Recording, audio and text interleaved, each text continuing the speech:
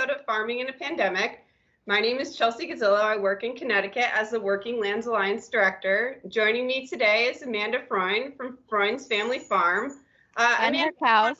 And her cows. Amanda, do you want to tell us a little bit about your farm? Yeah, so I am third generation on my family farm here in the northwest corner of Connecticut. So we're in the Litchfield Hills or the Southern Berkshires. And so we've got this actually really beautiful valley that we get to farm in 365 days a year. So currently on the farm, it's my dad and my brother who are partners, and my brother and I who work here on the dairy farm, as well as a second business that we have called Cow Pots, where we manufacture biodegradable pots out of our cows' composted manure. It is seed starting season, so cowpots.com, check it out. And we also have a farm market, bakery, and garden center, which my mom developed over the years while she was raising her 4 children. And so my mom and my sister Rachel are part of that business. So this family farm has diversified to include 3 separate businesses that have all been uniquely impacted by the pandemic over the past month. But so here on this dairy farm, we milk 300 cows with robotic milkers. We have 5 robots that milk our cows.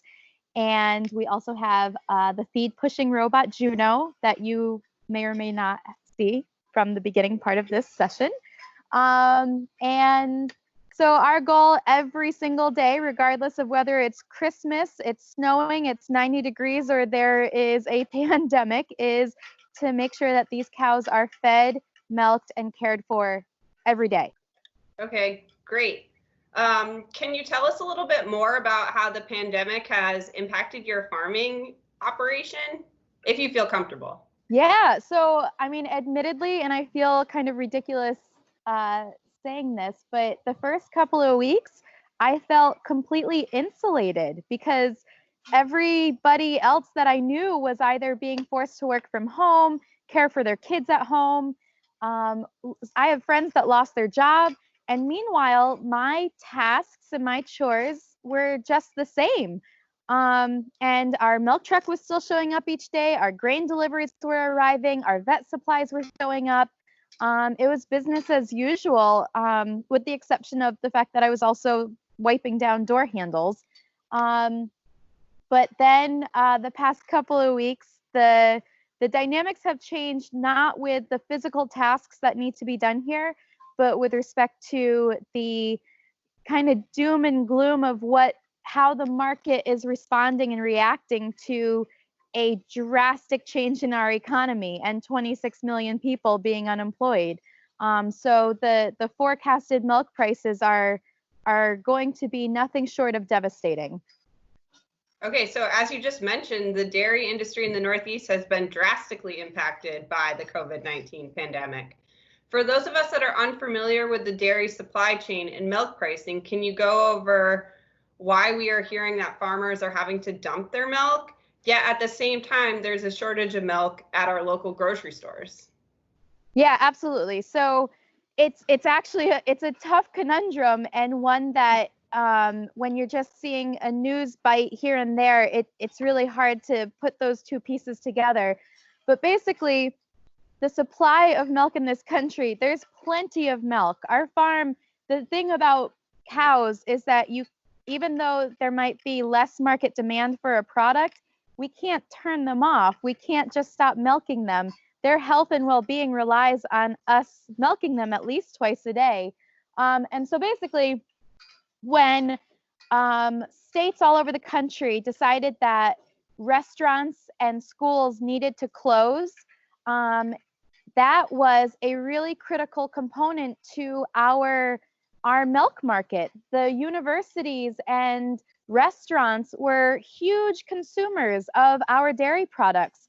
In fact, 60% of the butter consumed in the United States was consumed by the food service industry. So all of a sudden, you have this major disruption to our supply.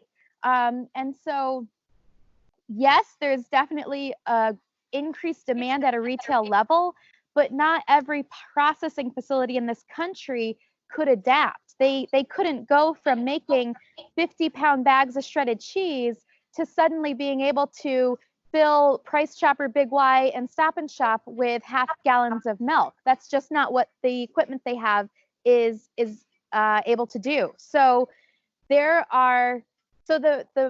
facilities that make fluid milk for the grocery store, they're running full time. They're going as fast as they can, but it doesn't make up for the fact that there's been a huge flop, so that we're consuming our dairy exclusively from a grocery store rather than the restaurants that we're buying 5-pound tubs of sour cream and, massive containers of cheese. So that, unfortunately, is what is causing a hiccup in the supply chain, but it is not an indication that there's not enough food. There's plenty of milk. It's just getting it from the farm to the grocery store.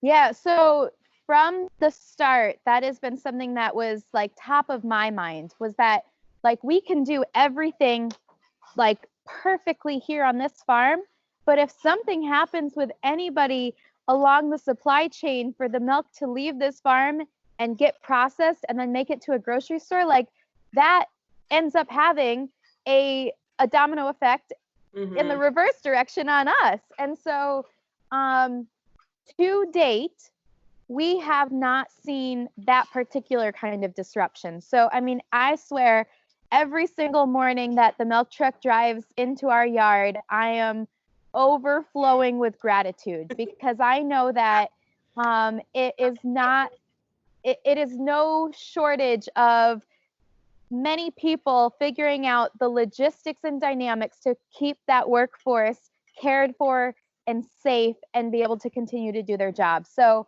to date, our truck drivers and our processing plant facilities have been able to stay safe, but there's been a lot of precautionary measures that have been taken. At our Cabot plants, they have nurses on staff that are checking people's temperatures before they come into work. Our management team, our director of marketing, is at the Cabot plant every morning at 4 a.m. helping to make sure that people that are coming to work are healthy and able and willing to take on the day's job. Okay, great. Yeah, I know that the processing plant in West Springfield, Massachusetts is doing a tremendous job in taking those precautions as you just outlined. Yeah, and I mean they are, because there is this, so there's certain plants that can no longer take in milk because there is no market for some of these bulk products. That milk has had to be diverted to other plants like West Springfield. West Springfield is processing more milk than they ever actually imagined possible. And that's only possible because there's a lot of people that are working really hard around the clock to make it happen. But one of the things that Cabot did to try to protect that workforce is that farm markets like ours used to be able to pick up our Cabot products to sell in our farm market from the West Springfield plant. And they recognized that was a point of contact. And so for the time being, they've actually paused any farmers being able to access some of our Cabot products from the plant to try to protect those plant employees. Okay, great. So I have a few more questions for you. What are some other lessons that you've learned in the midst of this pandemic? And what can organizations like American Farmland Trust do to help farmers such as yourself? So I guess the first lesson is every day recognizing what I'm grateful for and what I have gratitude for. And I've learned about a lot of different advocates and supporters that we have in both our ag network, but even outside of it. And so there's going to be some very tough days ahead for us with respect to the value we receive, the actual paycheck we get for our milk. The forecasts show that we're going to be making about 65% of what it actually costs us to produce this milk. And that's going to be a burden that many farmers can't face. I don't even know actually how well we can face that. We're going to try really hard. We're going to get as efficient as we possibly can. We're going to tighten the belt. We're going to sell more of these if we can. But what we need is for our neighbors and our community members to know that our commitment to producing a safe, high quality, and affordable food product is paramount. It is right at the top of our list of priorities.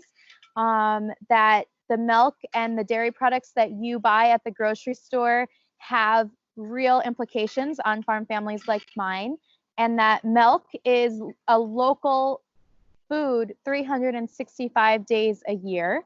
And that we've been in touch with our state and federal legislators, and we're connecting with the governor to ask for some support, because it's been forecasted that this pandemic is going to have a $26 million implication for Connecticut's dairy farms. And so we need legislators to recognize that our ability to produce food in our state and our region is a matter of food security. It's a matter of national security, and that they need to put some dollars behind us as a priority. And it's a tough ask when there's a lot of industries that are hurting. Yeah. But the thing about dairy farming is, once you lose a dairy farm, there's not a high probability that they're going to come back. So as an organization that cares a lot about farmland protection and keeping farmers on the land, we do have to pay special attention to our dairy farmers. And our rural landscape is very much managed and defined by the dairy industry. Yeah, exactly. And I know that most of the dairy farms in the Northeast are still considered small farms in comparison to the rest of the country. Yeah, I mean, the average size of the farm in Connecticut is about 110, I think. So we're milking 300. So by a state standard, would qualify as a larger farm, but on a national scale, yeah, not at all. But I think that the diversity in sizes is actually a very important part to. I mean, when we talk about looking ahead and the future and how to make our food systems stronger and more vibrant and resilient, I think that having a diverse range of sizes of farms is a part of that conversation. Okay, great. Yeah, I could not agree with you more. And that's a good segue into my last question for you, Amanda. So you've been very outspoken about the need for farmers to be at the table when local, state, and federal officials are discussing climate change mitigation, adaptation, and resiliency strategies. As we look towards the future and draw from some of the lessons we've learned during this pandemic, what can local, state, and federal governments do to properly prepare for future disasters such as climate change? The fact that dairy farms have been experiencing depressed prices for our milk for the past 5 years, and we were all looking forward to 2020 as a year to kind of come back. So as a result of that, the dairy farmers that are still here are some of the most innovative people you will ever meet, because they had to figure out how to do a lot with a little. And so as a result, we have done a lot of things about how to be able to incorporate renewable energy. And here on this farm, we have one of the longest continuously operating methane digesters in the country. So we heat our farmhouse with the methane gas that's captured from our cow's manure. So animal agriculture has some really exciting ideas and concepts for how to be part of the climate change solution with renewable gas generation, with recycling byproducts. And it's hard to be able to invest in those things when you've been losing money for 5 years. And so I think that when we have a seat at the table, we're already equipped with ideas and technologies for what we can do. We just need the support on a funding level to be able to make those things come to fruition. Okay, great. I think that's extremely helpful. And as American Farmland Trust looks towards the future, I know we will continue to be advocates in making sure that there is that kind of support for farmers like you in helping to implement better climate change or better farming practices that will help us mitigate, adapt, and become resilient in the face of climate change. Yeah, that's appreciated because I mean, it's all about money and economics, and I think though, not dismissing the fact that our health and well-being as a community and a region relies on having food that is being produced regionally. Right, exactly. And having a strong regional food system plan and provisions in place that will help us be prepared for disasters such as a pandemic or a natural disaster that might be a direct result of climate change are key. Right. We don't need to think about this hypothetically anymore because now we've gotten to experience the real thing. So true. All right. Thanks so much, Amanda. Thank you.